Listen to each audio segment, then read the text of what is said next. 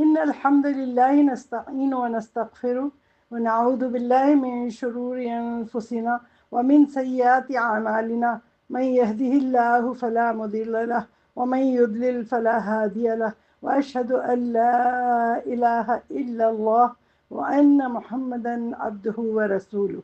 اللهم أرنا الحق حقا وارزقنا اتباعه وأرنا الباطل باطلا وارزقنا اجتنابه. يا أيها الذين آمنوا اتقوا الله حق تقاته ولا تموتن إلا وأنتم مسلمون. رب اشرح لي صدري ويسر لي أمري واحلل عقدة من لساني يفقه قولي.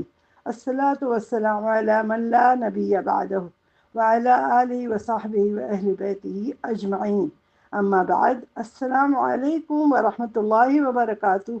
میری عزیز دینی بہنوں اور میری پیاری بیٹیوں، کتنی خوشی کی بات ہے، کس قدر شکر کا مقام ہے کہ اللہ تعالیٰ نے دین اسلام کی نعمت سے ہم سب کو نوازا ہے، اور ساتھ ہی ہم سب کے دلوں میں اس دین کی محبت دی ہے، اس کے احکام کو سننے، سمجھنے اور عمل کرنے کا جذبہ بھی دیا ہے۔ عموماً دین کی باتیں سننے کے لیے ہم لوگ اتنا وقت نہیں نکال پاتے جتنا ٹائم کہ ہم اپنی شاپنگ میں، پارٹیز میں، پارلرز میں اور ادھر ادھر لگاتے ہیں۔ لیکن یہ دیکھ کر مجھے بے انتہا خوشی ہوئی کہ آپ سبوں کے اندر اس کا دین کو سننے کا شوق اور جذبہ ہے، اور اللہ کا ہم شکر ادا کرتے ہیں۔ اللہ تعالیٰ سے دعا بھی کرتے ہیں کہ اللہ تعالیٰ ہم سب کو بعمل بنائے، کہ ہم صرف سن کے بات کو ٹالیں نہیں بلکہ ہم اس پہ عمل بھی کریں، اور ہمیں اس پر ثابت قدم بھی رکھے اللہ تعالیٰ۔ حجاب کے احکام جو ہے، اس پر ہم دل سے عمل اسی وقت کر سکتے ہیں کہ جب ہمیں دینی اور دنیاوی لحاظ سے اس کی اہمیت، اس کی فرضیت، اس کی افادیت، اس کا فائدہ اور نقصان معلوم ہوگا۔ اگر واضح نہیں ہوگا تو پھر ہمارا کرنے کا پردہ دل ہی نہیں چاہے گا۔ تو آئیے میری عزیز بہنوں، ہم صرف سنیں گے نہیں بلکہ ہم اطاعت کے جذبے کے ساتھ اس بات کو سنیں گے کہ ہم تمام احکام کی پیروی کریں۔ سب سے پہلے ہم سورہ نساء کی آیت نمبر 115 میں 115 میں دیکھتے ہیں کہ اللہ تعالیٰ کیا فرماتے ہیں ہم سے۔ ومن يشاقق الرسول من بعد ما تبين له الهدى ويتبع غير سبيل المؤمنين نوله ما تولى ونصله جهنم وساءت مصيرا۔ اور جو شخص رسول اللہ صلی اللہ علیہ وسلم کی مخالفت کرے گا بعد اس کے کہ اس پر امر حق ظاہر ہو چکا تھا، اور مسلمانوں کا راستہ چھوڑ کر دوسرے راستے پر ہو لے گا، تو ہم اس کو جو کچھ وہ کرتا ہے کرنے دیں گے۔ اللہ تعالیٰ فرماتے ہیں جو کچھ وہ کر رہا ہے ہم اسے کرنے دیں گے اور اس کو جہنم میں داخل کر دیں گے، اور وہ بہت بری جگہ ہے، بہت ہی برا ڈویلنگ پلیس ہے، بہت ہی خراب جگہ ہے۔ تو یہ سمجھ لیں کہ جو ہم اپنے اس پہ چلتے رہیں گے نا، اپنی خواہشات نفس پہ، تو میری عزیز بہنوں، میری پیاری بیٹیوں، ہم سب کو اپنی خواہش نفس سے بہت سخت جہاد کرنا ہے۔ ایسا ہی نہیں ہے، ہمیں جہاد کرنا ہوگا۔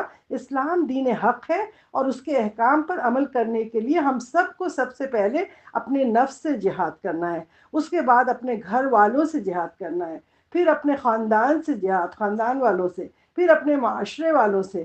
اور یہ اچھا خاصا جہاد ہے، یہ کوئی سمپل سی بات نہیں ہے، ہمیں اس سے واقعی میں اسٹرگل کرنا ہے، جہاد کرنا ہے۔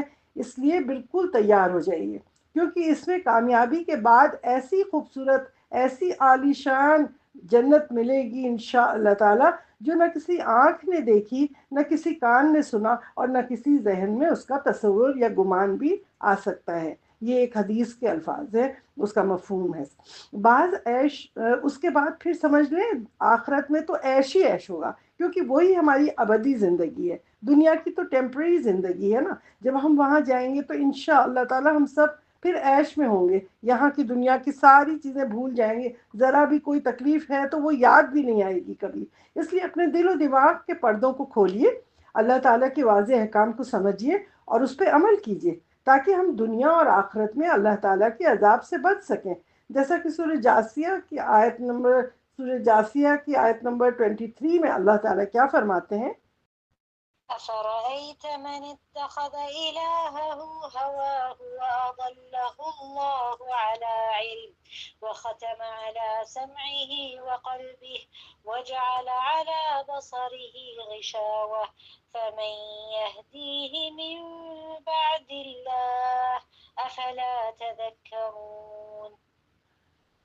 کیا آپ نے اس شخص کی حالت دیکھی ہے کہ جس نے اپنا خدا اپنی خواہش نفس کو بنا لیا ہے، خواہش نفسانی کو اپنا خدا بنا رکھا ہے، اور اللہ تعالیٰ نے اس شخص کو علم کے باوجود گمراہ کر دیا ہے، اس کے دل اور کانوں پر مہر لگا دی ہے اور اس کی آنکھوں پر پردہ ڈال دیا ہے۔ بس ایسے شخص کو اللہ تعالیٰ کے گمراہ کر دینے کے بعد کون ہدایت دے گا؟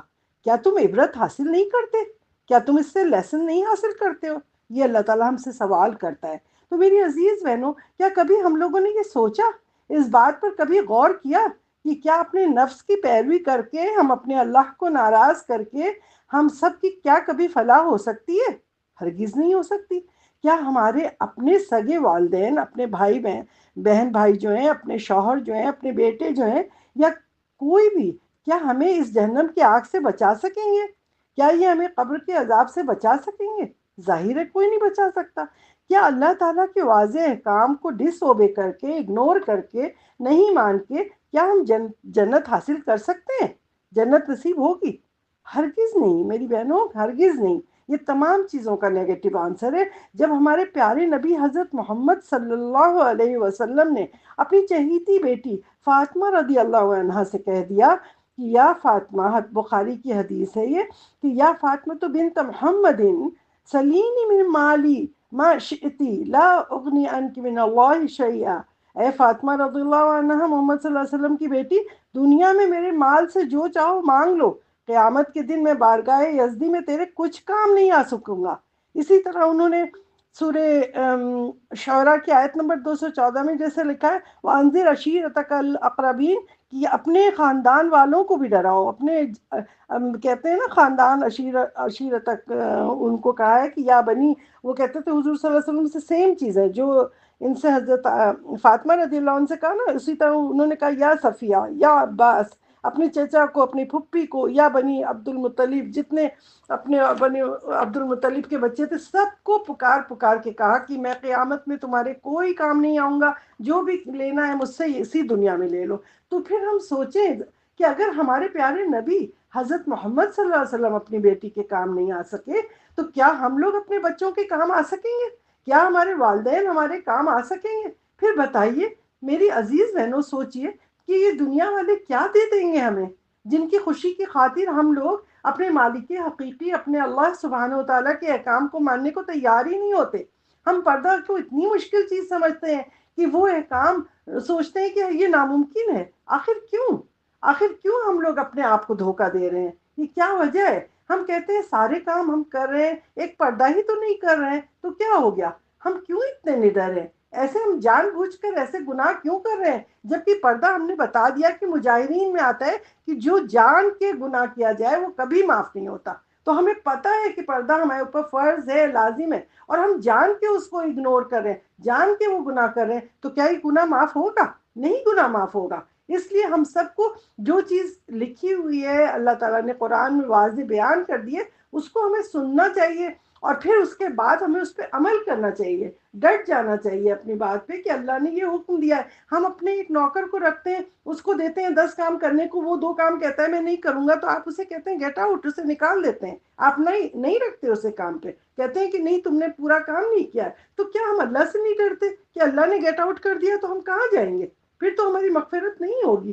تو اس چیز کو سوچیں، ذرا ڈریں، چیک کریں اپنے آپ کو، اپنے نفس کو چیک کریں کہ قرآن و حدیث سے ہمارا نفس جو ہے، اصل میں اللہ نے ہر ایک کو نفس جو ہے، جو دیا ہے نا، نفس لوامہ، وہ سب سے بڑا مفتی ہے۔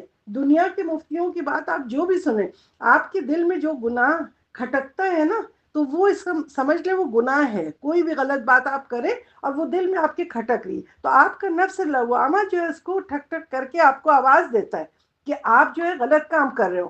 تو اسی طرح ہم پردہ نہیں کرتے تو ہمارا نفس لوامہ ہمیں بار بار ملامت کرتا ہے، وہ کہتا ہے کہ تم غلط کام کر رہے ہو۔ پھر ہمیں مفتیوں کے فتوے ڈھونڈنے کی ضرورت نہیں پڑتی، ہمیں کیا ضرورت پڑی ہے جب ہمارا نفس خود اللہ نے بائی ڈیفالٹ ہمیں ایسا نفس دیا ہے کہ جو تحقیق کرنا چاہیے ہمیں ضرور، لیکن بائی ڈیفالٹ وہ نفس لوامہ ہمیں چھیڑتا رہتا ہے، کہتا رہتا ہے کہ تم یہ غلط کام کر رہے ہو۔ آخر اسکول کا جو کالج کا اسکول کا یونیفارم ہوتا ہے اس کے لیے ہم کیوں ان کا پرنسپل کی بات سن لیتے ہیں، تو اللہ کے بتائے ہوئے آرڈر پہ ہم کیوں نہیں چل پاتے؟ کیا تکلیف ہے؟ تو ہم جب تحقیق کرتے ہیں تو تحقیق اس میں بھی کریں، دین میں بھی کریں۔ اسکول کی تحقیق کریں گے، بہترین اسکول میں ڈالیں گے بچوں کو، کالجز میں ڈھونڈیں گے بہترین کالج کہاں ہے، علاج ہے بہترین ڈاکٹر کدھر ملے گا، شاپنگ ہے تو بہترین جگہ سے کہاں سے ہوگی، ہر چیز کی تو ہم تحقیق کرتے ہیں۔ تو ہم نرس اپنے دین کے لیے تحقیق کیوں نہیں کرتے؟ اس کا کیوں نہیں سروے کرتے؟ کیوں نہیں ہم علماء حضرات کے پاس ان کے فتوے سن لیتے ہیں، کسی سے کہ دوسرا علماء کچھ کہتے ہیں کچھ کہتے ہیں، تو ہم جو ہمارا نفس مان جاتا ہے جس عالم کو، ہم اس کو پکڑ کے بیٹھ جاتے ہیں، وہ کہ چاہے وہ حرام کو حلال کہہ دے، چاہے وہ ناجائز کو جائز کہہ دے، چاہے سود جو ہے حرام ہے پتہ ہے اس پہ فتویٰ دے دیتے ہیں علماء حضرات کہ یہ جائز ہے، فلاں چیز جائز ہے، تو ہم اسی میں سود میں پھنسے جاتے ہیں، بینکوں میں ڈال دیتے ہیں۔ تو ہمیں ان سب باتوں کو ہمارا نفس تو بتاتا ہے نا، اندر سے کھٹکتا رہتا ہے، وہ تو کہتا ہے تم گناہ کر رہے ہو، پھر بھی ہم کرتے چلے جاتے ہیں۔ حدیث سے ہے، مسلم کی ہے کہ ایک وقت ایسا آئے گا، سیکون امت لا یہتدون بہدایتی، ایسا وقت آئے گا میری امت پہ کہ لوگ جو ہوں گے میری ہدایت پہ عمل نہیں کریں گے، یہ کہا تھا نبی صلی اللہ علیہ وسلم نے، ولا یستنون بسنتی، اور نہ ہی میری سنت پہ وہ عمل کریں گے۔ ایسے لوگ آئیں گے، سیقوم فیہم رجال، ایسے وقت میں ایسے لوگ آئیں گے قریب، پیشوا ان کے ہوں گے جو قلوبہم قلوب الشیاطین، ان کے دل کیسے ہوں گے؟ شیطانوں کی طرح، یعنی کہ جو غلط کام کی طرف ہمیں ڈائریکٹ کرتے ہیں، یعنی ہوں گے علماء، وہ دیکھنے میں علماء ہوں گے لیکن ان کے دل کیا ہوں گے؟ شیطان کی طرح غلط غلط مشورے دیتے رہیں گے۔ تو my dear sisters, please be careful in taking any فتویٰ، کسی سے بھی آپ فتویٰ لیتے ہیں تو بہت غور سے سوچئے کہ کیا چیز صحیح ہے کیا نہیں ہے۔ آج کل بڑے بڑے مفتی اعظم ہیں، بینکوں کے پینل پہ بیٹھ گئے ہیں، فتوے دیتے رہتے ہیں کہ یہ بینک حلال ہے، یہ وہ ہے، اس میں اسلامک بینکنگ ہوتی ہے۔ اتنا افسوس ہوتا ہے، اتنا خوف آتا ہے کہ کیا ہو گیا ہے ہمارے علماء کو کہ یہ بیٹھ کے صرف ایک تنخواہیں لے لے کے وہ سائن کر دیتے ہیں۔ اب تو کیا کیا ہے کہ برٹش بینک ہو، امیرکن بینک ہو، سب نے اپنی اسلامک برانچ کھولی، سب کا کنیکشن پیچھے سے کمرشل بینک ہوتا ہے، اوپر سے کہتے ہیں کہ نہیں ہمارا تو بالکل اسلامک ہے۔ کیسے ہو سکتا ہے؟ ایک یہود نصارہ ہنود نے، انہوں نے ہمیں ایسے اس میں ایسے نظام میں جکڑ دیا ہے، ہماری اکانومی کو کنٹرول کر لیا ہے کہ ہم غریب ہوتے چلے جا رہے ہیں، مسلم امہ غریب ہوتی جا رہی ہے۔ اس کو کرنسی کے پیپر بلز چھاپ چھاپ کے ڈالر کے اس میں آئی ایم ایف سے اور ورلڈ بینک سے سودی نظام سے دلا دلا کے قرضے پہ قرضہ، اور ہمیں بالکل تباہ کر دیا ہے۔ نہ پہلے گولڈ سلور کی کرنسی ہوتی تھی، درہم دینار ہوتے تھے، تو عمر رضی اللہ عنہ کے وقت میں 2-3 کانٹیننٹ میں کہیں پہ کوئی فقیر نہیں ملتا تھا کہ وہ اٹھا کے ان کو کیسے دے، ان کو سود وہ سوری زکوٰۃ نہیں دے پاتے تھے، یعنی کہ ملتے ہی نہیں تھے فقیر۔ یعنی بیت المال ہم نہیں بنا سکتے؟ ہمارے بچے پڑھے لکھے نہیں ہیں کیا؟ ہم لوگ کے پاس دولت نہیں ہے، گولڈ نہیں ہے، ڈائمنڈ نہیں ہے، آئل نہیں ہے، کیا پیسہ نہیں ہے؟ کیوں اتنا زمانہ ہو گیا ہے، ہمارے علماء کہاں بیٹھے سو رہے ہیں؟ کیا اپنا بینک نہیں کھول سکتے؟ اپنا بیت المال اپنا کھولیں، اپنے بزنس کریں، غریبوں کو لون دیں بغیر سود کا، اور اس سے ترقی کریں؟ کیوں نہیں کر سکتے؟ سب کچھ کر سکتے ہیں۔ لیکن بہت شاعر مشرق ہمارے علامہ اقبال نے کتنا اچھے اچھے اشعار کہے کہ اسی کو پڑھ لیں تو شاید ہمارا تربیت ہو جائے کہ خود بدلتے نہیں قرآن کو بدل دیتے ہیں، ہوئے کس قدر فقیہان حرم بے توقیر، یعنی کہ ہمارے علماء دین کی حالت تو دیکھو کہ وہ اس درجہ بے توفیق ہو چکے ہیں کہ وہ اپنے آپ کو دین کے سانچے میں ڈھالتے نہیں ہیں، بلکہ وہ دین کو اپنے خیالات کے مفادات کے تابع بناتے رہتے ہیں۔ آج کوئی بھی اگر ذرا بھی اچھا کام کرے گا تو اس کو اٹھا کے کیا کریں گے؟ جیل میں ڈال دیں گے۔ اپنے ہی ملک میں دیکھ لیں، پاکستان کے اندر کیا حال ہے۔ عمران خان ایک اٹھ کے کھڑا ہوا تو انہوں نے دیکھا کہ یہ تو کھول رہا ہے یہاں پہ غریبوں کے لیے، وہ کیا مسافر خانہ کھول دیا، تو اس نے حضور صلی اللہ علیہ وسلم کے لیے اسلاموفوبیا کے لیے آواز اٹھا دی، تو اس نے اپنے ملک کو، اتنی بری اکانومی تھی تو کووڈ کے اندر کہاں سے دنیا کے ٹاپ کے 3 لوگوں میں لے آیا، اور اس نے تمام ہر چیز ہم اکانومی کو 6% پہ لے آیا تھا ترقی کرتے کرتے، آج مائنس پہ وہ جا رہی ہے۔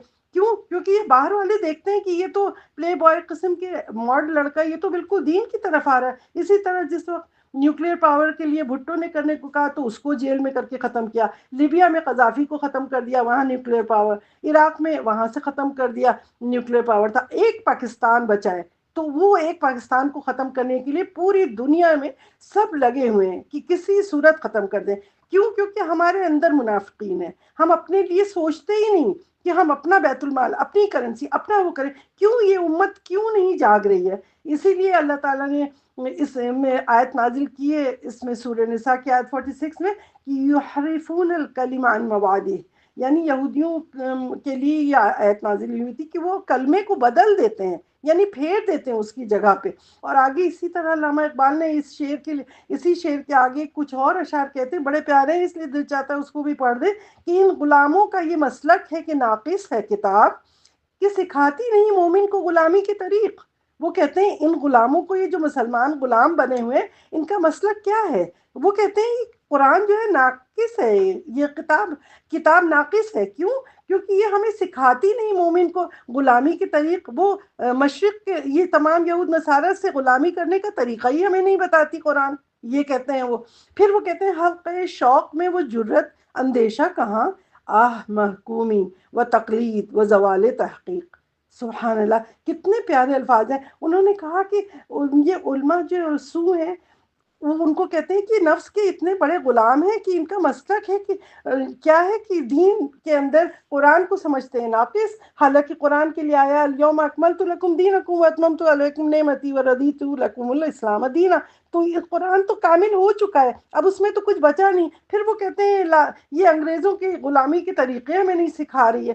آپ سوچیں ذرا, وہ یہ چاہتے ہیں کہ ہم غلامی کرتے رہیں ان کی, ہم اپنے دین کو نہیں آگے بڑھائیں بلکہ ہم ان کی کریں. آج مسلمانوں میں نہ وہ شوق ہے, نہ وہ جرت ہے, نہ وہ دین ہے ان میں, نہ تحقیق کرنے کا. دین میں کوئی تحقیق نہیں کریں گے. جو کسی نے کہا صحیح ہے غلط ہے اسی کو سن لیا, حرام کو حلال بنا دیا اور حلال کو حرام بنا دیا, جائز کو ناجائز کر دیا.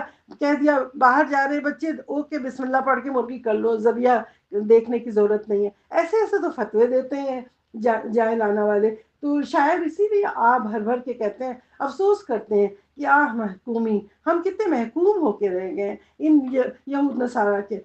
ہم دنیاوی نظام کے اندر میں رہتے ہیں.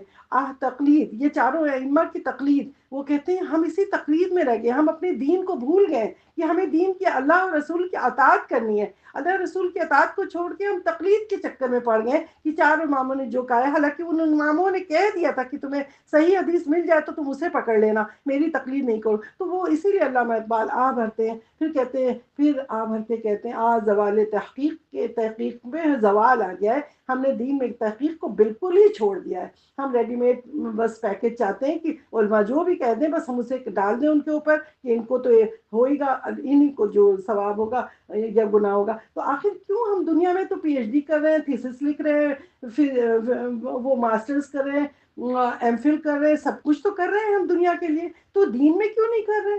دین میں کیوں نہیں ہم دیکھتے کہ شرعی پردہ آیا کہ جائز ہے کہ نہیں, سود جائز ہے کہ نہیں, حلال حرام کیا ہے, اس کی تحقیق ہم نہیں کر سکتے کیا؟ ہمیں خود کرنا ہوگا, یہ نہیں کہ ہم علماء پہ ڈال دیں گے. سورہ ابراہیم کی آیت نمبر 34 میں دیکھیے اللہ تعالیٰ کیا فرماتے ہیں, وآتاكم من كل ما سألتموه وإن تعدوا نعمة الله لا تحصوها إن الإنسان لظلوم كفار. یہاں پہ اللہ تعالیٰ فرماتے ہیں اور تمہیں ہر اس چیز میں سے جو میں نے تم نے مجھ سے مانگا میں نے تمہیں دیا. اور اگر تم اللہ کی نعمتوں کو, یعنی جو اللہ کی نعمتیں کیا ہے, یہ آنکھ ہے, یہ ناک ہے, یہ دل ہے, یہ کان ہے, یہ دماغ ہے, سو جو اللہ نے کہا کہ یہ جو ہماری نعمتیں یہ میں نے تمہیں بغیر مانگے تم کو دے دی ہیں. تم انہیں شمار کرنا چاہو بھی تو اپنے جسم میں سر سے پاؤں تک دیکھو تو تم میری نعمتوں کو شمار نہیں کر سکتے. بلا شبہ انسان بہت ہی بڑا ناشکر ہے, بہت ہی بڑا, اور وہ بہت ہی بڑا ظالم ہے. یعنی انسان جو ہے شرک بھی کرتا ہے اور ظلم بھی کرتا ہے. ظالم کو کہتے ہیں وہ جو ظلم, سب سے بڑا ظلم کیا ہے, شرک کرنا, اللہ کے ساتھ اللہ سے اونچا کسی کو سمجھ لینا. تو اور پھر انکار کیا ہے, کفر کرنا کسی بھی چیز کا، انسان ناشکرا بھی ہے اور وہ بھی ہے۔ اسی کے لیے کسی شاعر نے، وہ بھی علامہ اقبالی کا شعر تھا کہ بتوں سے تجھ کو امیدیں، خدا سے نومیدی، مجھے بتا تو صحیح اور کافری کیا ہے۔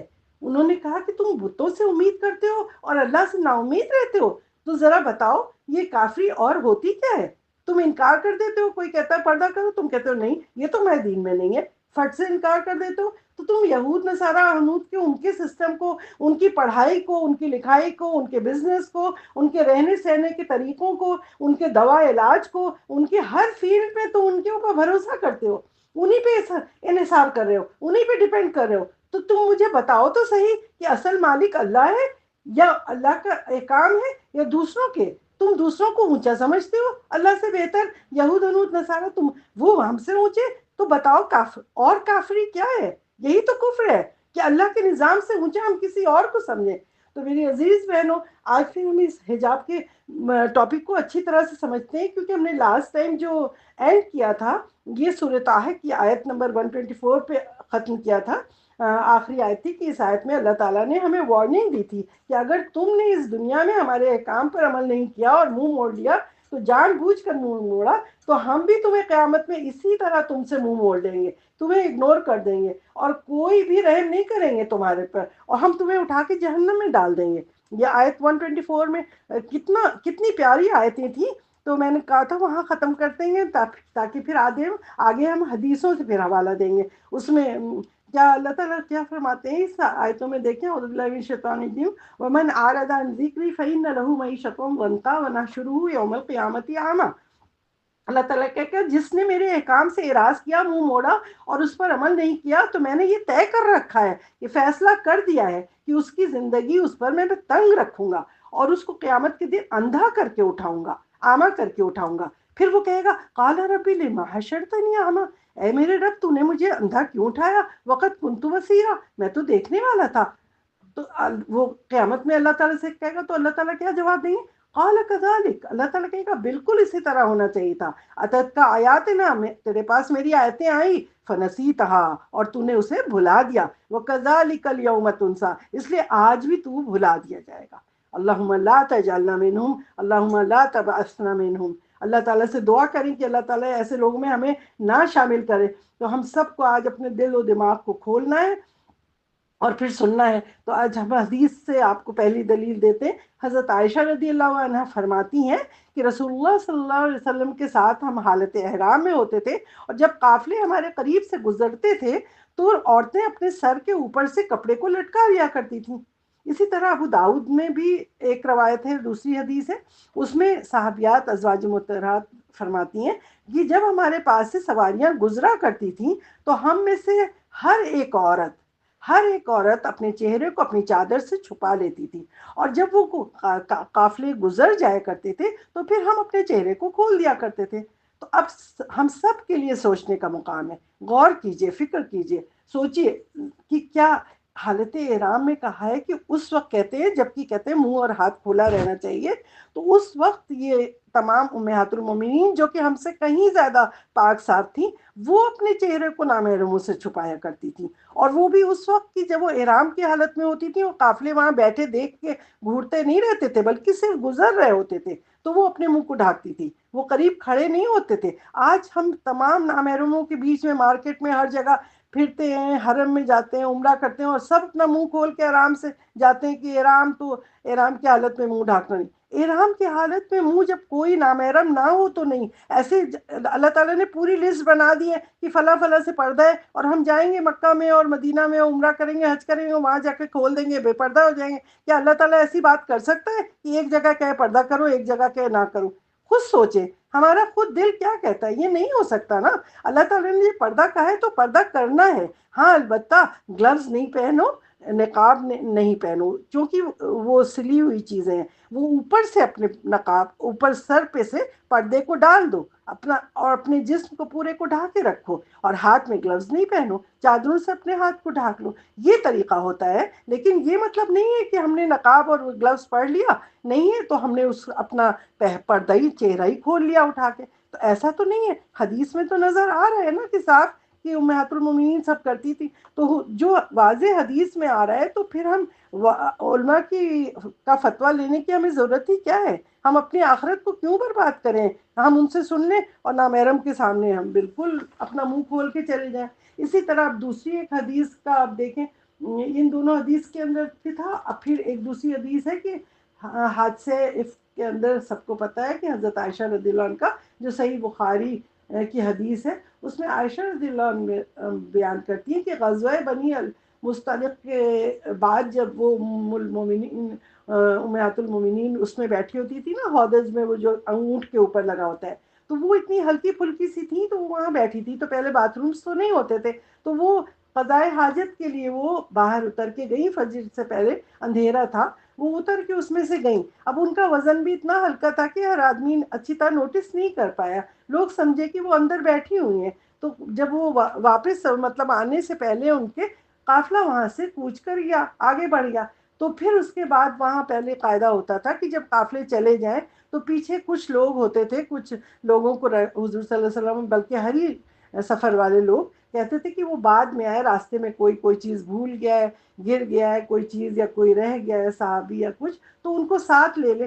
تو اسی طرح جب وہ واپس وہ چلا گیا قافلہ، تو جب حضرت عائشہ آئی تو بڑی پریشان ہوئی، وہ پریشانی میں کافی دیر انتظار کیا، چاروں طرف دیکھا کہاں جاتی وہ وہیں بیٹھے بیٹھے سو گئی۔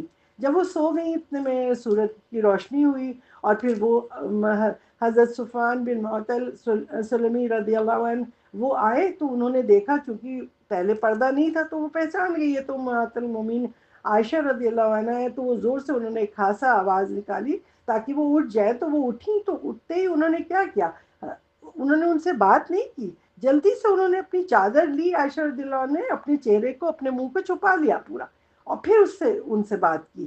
تو یہ کیا ظاہر کرتا ہے؟ میری عزیز بہنوں سوچئے کہ وہ ایسی بدحواسی کی حالت میں بھی انہوں نے فوراً اپنے منہ کو ڈھانکا، تو اس سے ظاہر کیا ہوا کہ پردے کا حکم نازل ہونے کے بعد ساری پاک صاف امہات المومنین بھی اپنے منہ کو ڈھانک لیا کرتی تھی، جو کہ امت کی مائیں تھیں، تمام لوگوں سے چہرے کا وہ پردہ کرتی تھی۔ تو اس فتنے کے دور میں ہم لوگوں کو چہرے کا پردہ ماننے کے لیے ہم کیوں نہیں تیار ہوتے؟ ہم کیوں چاہتے ہیں کہ نہیں ہمارا کھلا رہے، فلاں مفتی نے یہ کہا ہے، فلاں نے یہ کہا ہے؟ پھر آپ دیکھیں ایک اور حدیث ہے، اس میں ایک بہادر صحابیہ کا خلاد یا خلاد کیا نام تھا ان کا، وہ نقاب پہنے ہوئے دوڑتی ہوئی رسول اللہ صلی اللہ علیہ وسلم کے پاس آتی ہیں، اور آ کے پوچھتی ہیں اپنے مقتول شہید بیٹے کے بارے میں، پوچھنے لگی کہ وہ کہاں ہے، کیا ہوا، کیسے، پوری معلومات۔ تو لوگوں نے دیکھا یہ تو خلاد ہے، ان کی اپنے بیٹے کے لیے پوچھنے آئے، تو وہ حیران ہو کے کہنے لگے تم ایسی حالت میں، بدحواسی کی حالت میں، اور آ کے ایسے نقاب باندھے ہوئے، تب آ کے رسول اللہ صلی اللہ علیہ وسلم سے پوچھ رہی ہو؟ تو ان کے کتنے سبحان اللہ کیا الفاظ تھے، وہ ایمان ہوتا تھا ان لوگوں کا۔ انہوں نے کہا کہ تم نقاب باندھ کر اپنے مقتول بیٹے کا پوچھنے آئی ہو؟ تو انہوں نے کہا میرا بیٹا مرا ہے، میری غیرت تو نہیں مری۔ سبحان اللہ، کتنی بڑی بات انہوں نے کہا کہ اس وقت ہماری غیرت نہیں مر گئی ہے کہ ہم اللہ کے احکام کو جو ہم نے سن لیا ہے اس کے بعد ہم اللہ کے احکام ہی کو توڑ دیں گے؟ بیٹے کی بدحواسی میری الگ بات ہے، لیکن ہم شرعی احکام کی پابندی کرنا یہ تو ہمارے اوپر فرض ہے۔ تو ظاہر کیا ہوا کہ ایسے حالات میں بھی نقاب پہنا جاتا تھا۔ تو آخر ہمیں کیا ہو گیا ہے؟ ہم علماء حضرات کے اوپر کیوں کہہ دیتے ہیں فلاں امت میں ہمارے اب یہ اس زمانے میں گنجائش نہیں ہے، اس زمانے میں نقاب کرنا مشکل ہے، عادل اصلاحی یہ کہتے ہیں، ذاکر نائک یہ کہتے ہیں، مصر میں یہ کہا جاتا ہے، انڈیا پاکستان میں یہ کہتے ہیں، وہ کہتے ہیں، یعنی ہم طرح طرح کے فتوے ڈھونڈتے رہتے ہیں، کہاں سے ریڈی میڈ ہمیں مل رہا ہے فتویٰ۔ کتنا جہل بالدین ہے، کتنا افسوس ہے، صد افسوس کہ یہ اختلافات ڈھونڈ ڈھونڈ کے ہم چاہتے ہیں کوئی ہم سے یہ کہہ دے پردہ نہ کرو۔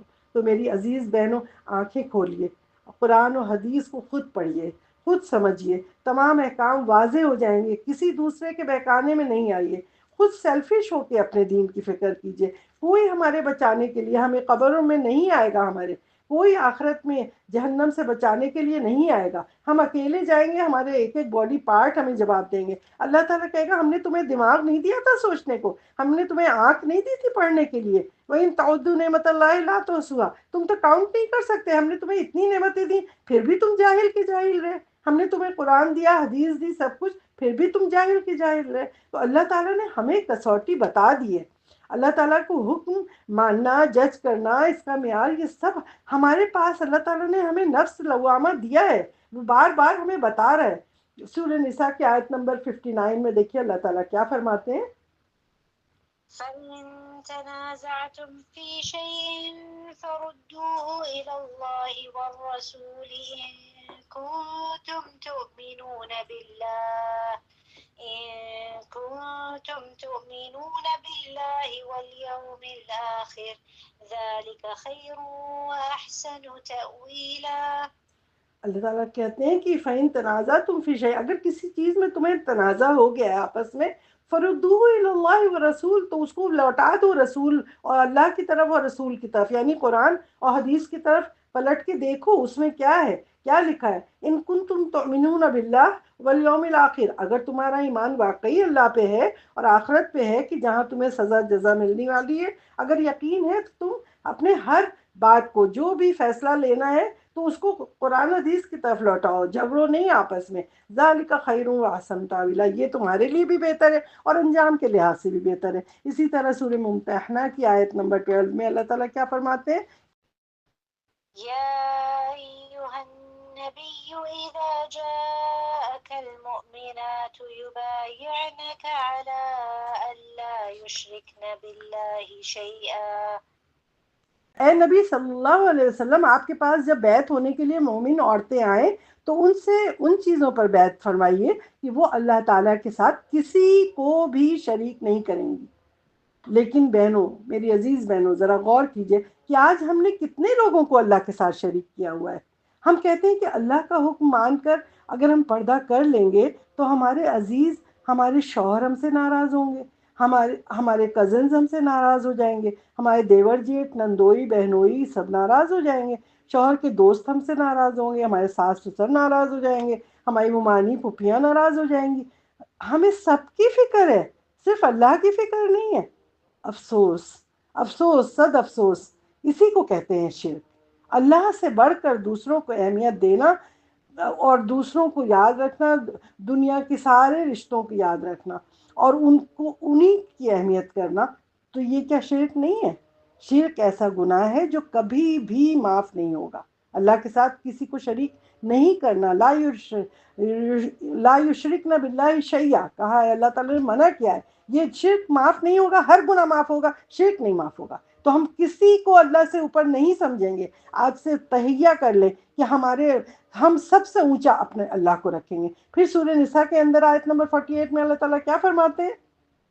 إن الله لا يغفر أن يشرك به ويغفر ما دون ذلك لمن يشاء ومن يشرك بالله فقد افترى إثما عظيما. یہاں پہ بھی اللہ تعالیٰ کہہ رہے ہیں کہ بے شک ان اللہ لا یغفر، اللہ تعالیٰ بے شک معاف نہیں کرے گا ان یشرک بھی، کہ اس کے ساتھ شرک کیا جائے، وہ یغفر ما دون ذلک، اس کے علاوہ وہ اللہ تعالیٰ جو بھی چاہے گا وہ معاف کر دے گا. اس کے جو بھی لمن یشاء، جو بھی اللہ تعالیٰ چاہے گا. تو ہوشیار رہیے میری بہنوں کہ کہیں ہم شرک تو نہیں کر رہے ہیں. دیکھیے ہم اللہ سے بڑھ کے ہم کسی اور کو تو اہمیت نہیں دے رہے ہیں. اپنے خاندان والوں کو، ماں باپ کو، شوہر کو، بہن بھائیوں کو، کس کو ہم اہمیت دے رہے ہیں؟ اس کو دیکھیں. اسی طرح آیت نمبر سورہ بقرہ کی آیت نمبر 165 میں اللہ تعالیٰ کیا فرماتے ہیں. ومن الناس من يتخذ من دون الله أندادا يحبونهم كحب الله والذين آمنوا أشد حبا لله. اور لوگوں میں سے بہت لوگ دنیا میں ایسے ہیں جو کہ غیر اللہ کو، ان کو اللہ تعالیٰ کی نسبت زیادہ اہمیت دیتے ہیں، غیر اللہ سے زیادہ محبت کرتے ہیں. ایمان والوں کو تو اللہ تعالیٰ سے سب سے زیادہ محبت ہوتی ہے. تو ہم خود یہ دیکھیں کہ ایسا تو نہیں کہ ہم اللہ سے زیادہ کسی کو کر رہے ہیں. تو ہمیں کسی چیز پہ دین میں کمپرومائز نہیں کرنا ہے. اب ہم سب کو اپنے اپنے ایمان کا محاسبہ کرنا ہوگا کہ ہم لوگ اللہ کو زیادہ محبت کرتے ہیں اللہ سے یا اپنے خاندان والوں سے. ہمیں یہ دیکھنا ہے عزیز بہنوں کہ دنیاوی بتوں کو توڑیں. ہم لوگ کو چاہیے کہ ہم دنیاوی بتوں کو توڑ دیں، اللہ تعالیٰ کو ناراض نہ کریں. ہم اپنی فکر کریں اور آخرت کی دنیا کی اپنے آپ کو جہنم کی آگ سے بچائیں، اس کی فکر کریں، اللہ کو راضی کریں، تو یہ دنیا تو خود بخود راضی ہو جائے گی۔ اگر راضی نہ بھی ہوئی تو ہمارا کیا نقصان ہوا؟ ہماری تو فلاح ہو گئی نا، ہمیں تو آخرت میں جنت مل گئی نا، ہم تو بچ گئے۔ تو ہمیں ساروں کو غور سے ہمیں دیکھنا ہے، کیونکہ ہمیں جہنم چاہیے یا جنت، یہ ہمیں خود فیصلہ کرنا ہے۔ تو ہمیں اپنی چیز کو دیکھنا ہے، جیسے اس کے اندر ہے نا کہ ایھا الذین آمنوا اطیعوا اللہ واطیعوا الرسول، تو اللہ تعالیٰ نے تو حکم دے دیا ہے، ہم اسی کو دیکھیں کہ سورہ نساء میں کیا کہا ہے کہ اللہ کو اور اللہ کے رسول کو فالو کرو۔ وہ اولی الامر منکم، تمہارے اندر جو اولی الامر ہے، جو صحیح فیصلہ دیتے ہیں۔ فَإِن تَنَازَعْتُمْ فِي شَيْءٍ فَرُدُّوهُ إِلَى اللَّهِ، اگر تم تنازع کہیں ہو جاتا ہے تو اللہ اور رسول کی طرف لوٹاؤ، ان علماء سو کی طرف نہیں لوٹاؤ۔ اور اس میں کیا کہا ہے، وہ رسول ان کنتم مؤمنین باللہ، کیونکہ تم اللہ پہ ایمان رکھتے ہو، والیوم الآخر، ذلک خیر واحسن تاویلا، اور یہی تمہارے لیے بہتر ہے اور انجام کے لحاظ سے بھی۔ تو یا مقلب القلوب ثبت قلوبنا علی دینک، یا مصرف القلوب صرف قلوبنا علی طاعتک، ربنا لا تزغ قلوبنا بعد إذ هديتنا وهب لنا من لدنك رحمة إنك أنت الوهاب، ربنا هب لنا من أزواجنا وذرياتنا قرۃ اعین واجعلنا للمتقین اماما۔ آج تمام خیر کی باتیں اللہ سبحانہ و تعالیٰ کی طرف سے تھیں، اور شر میرے اپنے نفس اور شیطان مردود کی طرف سے تھا۔ ربنا اغفر لنا ولوالدینا وللمؤمنین والمؤمنات والمسلمین والمسلمات، سبحانک اللہم وبحمدک، ونشہد ان لا الہ الا انت، ونستغفرک ونتوب الیک، وآخر دعوانا ان الحمد للہ رب العالمین، وصلی اللہ تعالی علی خیر خلقہ محمد وآلہ واصحابہ واہل بیتہ اجمعین۔